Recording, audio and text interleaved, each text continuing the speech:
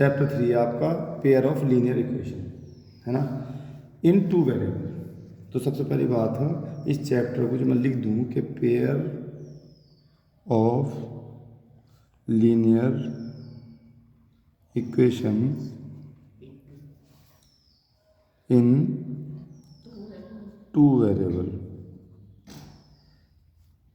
सबसे पहला अपनी लोकल लैंग्वेज में चैप्टर का नाम समझना बहुत ज़रूरी हो। चैप्टर का नेम है पेयर ऑफ। पेयर मतलब जोड़ा, युग्म है ना। जोड़ा मतलब जैसे दो पेन का जोड़ा, दो कॉपियों का जोड़ा, यानी उसे पेयर बोल देते हैं। ऑफ लीनियर इक्वेशन, यहाँ पर किसका?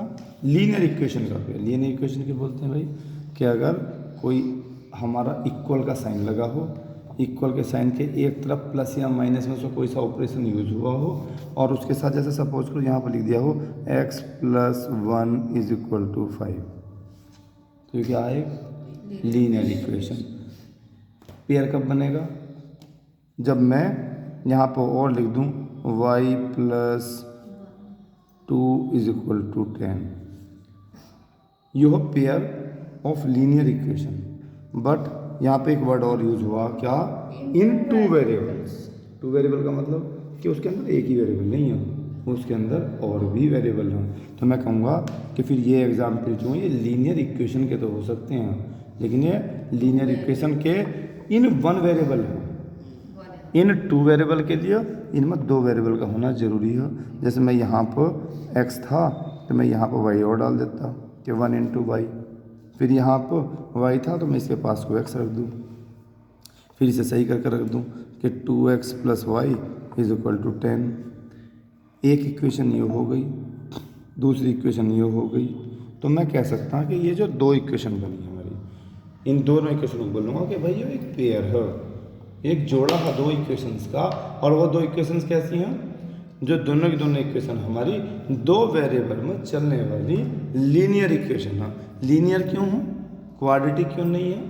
क्यूबिक क्यों नहीं है? क्योंकि उसमें चलने वाले वेरिएबल की मैक्सिमम पावर 1 है। कितनी पावर 1 है? मैक्सिमम पावर 1 है ना। अगर यहाँ पर पावर 2 हो तो बन जाएगी quadratic equation in two variable. 3 हो तो cubic equation in two variable. ठीक है, तो ये चीज़ें समझ गए होंगे मेरे ख्याल में। अब पहले नंबर पर एज ए फैक्ट या फॉर्मूला हम क्या लिख सकते हैं? हम बोल सकते हैं कि standard form of linear equation वो होती बेटा ax + by + c = 0। समझ रहे हैं आप? और अगर कोई पूछ जाए आपसे तो एक बात बताओ कि standard form of linear equations in two variable वो क्या होंगी? तो वो दो होंगी। पहली तो होगी बेटे आपकी a1x + b1y + c1 = 0, और इसे एक रेक्टेंगल के अंदर बंद कर देंगे हम। और दूसरी होगी a2x + b2y + c2 और = 0। ये सब आपने मुझसे क्लास में पढ़ा, लेकिन इस टाइम पर दिमाग से रेज हो गया होगा। अब जल्दी से वापस करते हैं। देखो यहाँ पर इस चैप्टर के अंदर पहली चीज़ मैं आपको भी देखना चाहता हूँ कि आपको क्या है।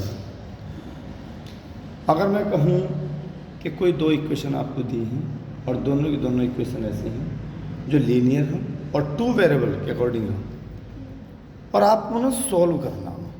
सॉल्व करने का मतलब क्या होगा कि उनके अंदर x और y जो चल रहे हैं, टू वेरिएबल जो हैं, उनकी वैल्यू क्या होगी। अब वो वैल्यू क्या होगी इसके निकालने के कितने तरीके इसके अंदर यूज होंगे। कितने तरीके यूज होंगे? एक सब्स्टिट्यूशन मेथड, एक एलिमिनेशन और एक मल्टीप्लिकेशन। ग्राफिकल मेथड भी इसी के अंदर है। हाँ, और देखो वास्तव में 4 तरीके होते हैं हमारे। स्टेप डायमेंशन सुनो बहुत सुना है। 40 वाकई में हमारे जो वास्तव में दोस्तों बेटे 4 तरीके होते हैं। सुनने का? हाँ। कितने तरीके होते हैं बेटे? 4 तरीके होते हैं हमारे। पहला तरीका क्या होता?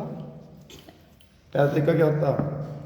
अभी तो बोला था आपने। तो कोई सा भी बोल दो तुम, उसकी मंजूरी। कौन सा होगा पहला तरीका? एलिमिनेशन सब्स्टिट्यूशन मेथड मान लो पहला। दूसरा, तीसरा क्रॉस मल्टीप्लिकेशन मेथड, और चौथा।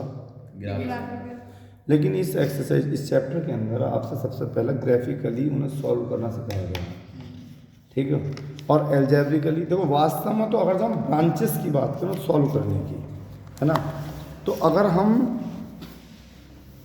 सॉल्यूशन फाइंड करना चाहते हैं, सॉल्यूशन फाइंड करना चाहते हैं ऑफ 2 लीनियर इक्वेशन का, तो उसकी मेनली तो हों बेटे 2 ब्रांच।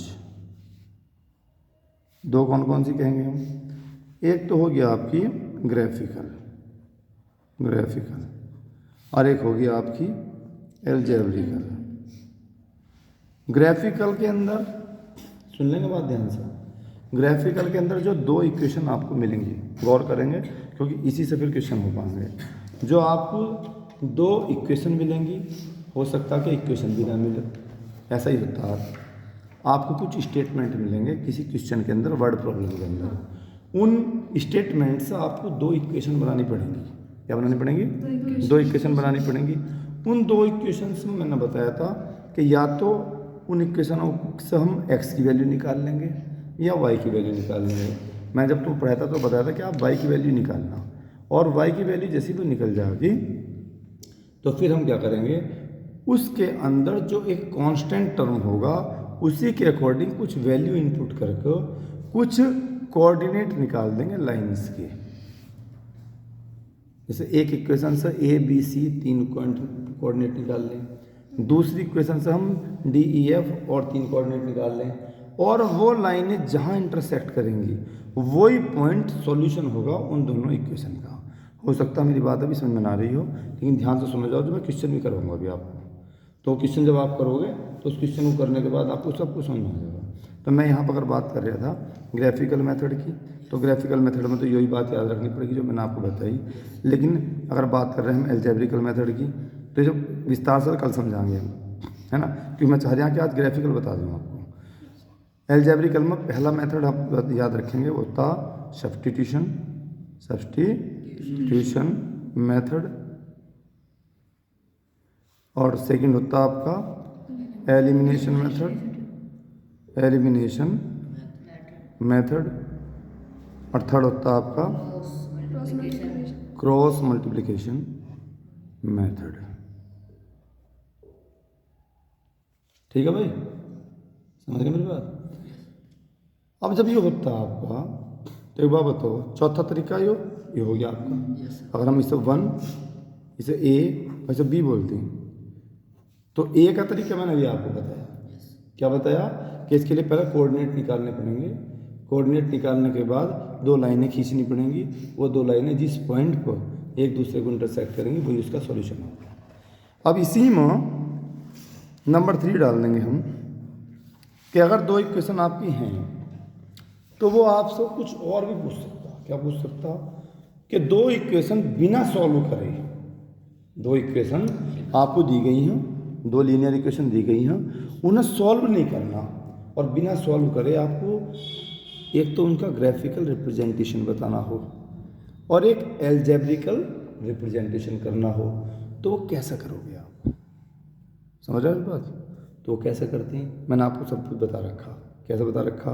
कि ये जो 2 आपको इक्वेशन दी, ये स्टैंडर्ड फॉर्म है। आपको जैसे कोई दे देगा, वो a1 की जगह वो बोल देगा 2x + 3y + 5 = 0, तो आप उससे कंपेयर करके a1 b1 c1 की वैल्यू निकाल सकते हैं। फिर यहाँ पे बोल देगा 5x + 7y + 8 = 0, तो यहाँ से आप a2 b2 c2 की वैल्यू निकाल सकते हैं। तो आपको ग्राफिकली रिप्रेजेंटेशन करने के लिए वैल्यू निकालनी होगी a1/a2 की, b1/b2 की और c1/c2 की। पहले मैं ओरली बता दूँ, फिर मैं फॉर्मूले लिखवा दूँगा। और मैंने इसमें आपको बताया था कि अगर A1/A2 की वैल्यू नॉट इक्वल टू हुई B1/B2 की। मैंने बताया था कि इफ़, देखो यहाँ देख लो, लिखो भी दो मैं, A1/A2 की वैल्यू नॉट इक्वल हुई B1/B2 के, ठीक है। इन दोनों की कंपेयर करें, A1/A2 की वैल्यू निकाल ली, B1/B2 की वैल्यू निकाल ली, और इसकी वैल्यू इसकी, मतलब इन दोनों वैल्यू का रेशो, इन दोनों वैल्यू के रेशो के इक्वल नहीं आया। तो अगर आपसे कोई पूछो कि ग्राफिकली रिप्रेजेंटेशन उसका क्या होगा, ठीक है, तो हम बोल देंगे यहीं पर से 3 का A बोल दो और 3 के A का बोल देंगे फर्स्ट पार्ट। फर्स्ट पार्ट में आपको ग्राफिकली रिप्रेजेंटेशन बता रहे हैं उसका। तो आप क्या कह दोगे कि भाई ऐसी जो दो लाइनें होंगी वो एक दूसरे को इंटरसेक्ट करेंगी। क्या करेंगी? तो मैं बोल दूंगा क्या, लाइन्स विल बी इंटरसेक्ट,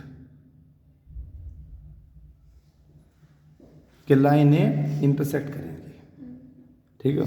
कैसे करेंगी? जैसे एक लाइन ऐसा आ जाएगी, एक कहीं उसे काट देगी, तो इंटरसेक्ट करने का मतलब क्या होगा, किसी एक पॉइंट पर एक लाइन दूसरी लाइन को काट देगी। समझ में बात ना। सेकंड पार्ट है इसका एल्जेब्रिकली रिप्रेजेंटेशन। सुन रहे हैं?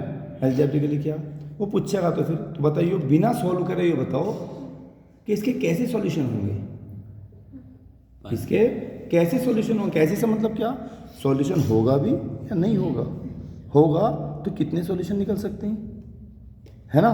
तो हम बताएंगे, देखो एक ही पॉइंट पर कट किया तो ध्यान रखना, तो क्या होगा बेटे, बोल, एग्जैक्टली यूनिक सॉल्यूशन होगा इसका।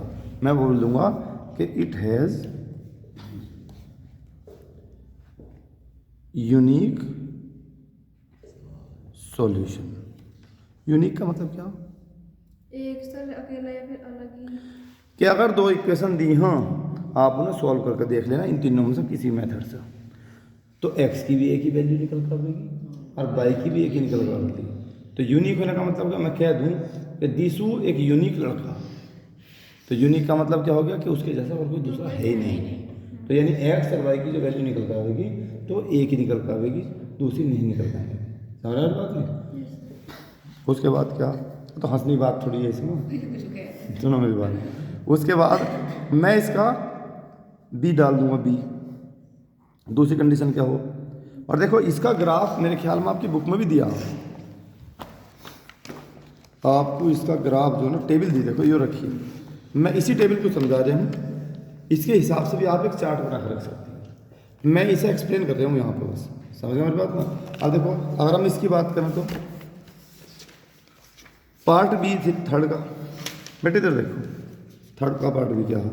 अगर आपका A1/A2 निकाल लिया, B1/B2 निकाल लिया और C1/C2 निकाल लिया, और निकालने पर हमने क्या पाया कि A1/A2 की वैल्यू B1/B2 और C1/C2 के इक्वल है, तीनों की तीनों। कोई पूछने लगा, सॉल्व नहीं करना, बिना सॉल्व करे बताओ ये लाइनें कैसी होंगी, ये लाइनें कैसी होंगी। जैसे ये तो इंटरसेक्ट कर रही थी ना, तो ये कैसी होंगी, तो बेटे बताओ क्या बताएंगे हम, कंसिस्टेंट होगा, लाइन्स विल बी कोइंसिडेंट, हाँ कोइंसिडेंट, वो मैं बाद में बताऊंगा बेटा, वो कंसिस्टेंट अलग होता है, बता देंगे उस समय। कंसिस्टेंट का मतलब तुझे ऐसे बता दूँगा। तो इधर सुन, जिसका यूनिक सॉल्यूशन होगा, ये सब यही सुन लो, जिसका यूनिक सॉल्यूशन होगा और जिसका कोइंसिडेंट होंगी जो लाइनें, सुन रहे हैं, जिसका यूनिक सॉल्यूशन होगा और जिसका कोइंसिडेंट होगा, ध्यान रखना वो अपने आप में कंसिस्टेंट होती हैं। मतलब जिसका आपको सॉल्यूशन निकल कर आ जा, तो ऐसी दो लाइनें क्या होती हैं, कंसिस्टेंट लाइनें। और जिनका सॉल्यूशन ना निकला वो कैसी होती हैं, इनकंसिस्टेंट। समझ में बात ना।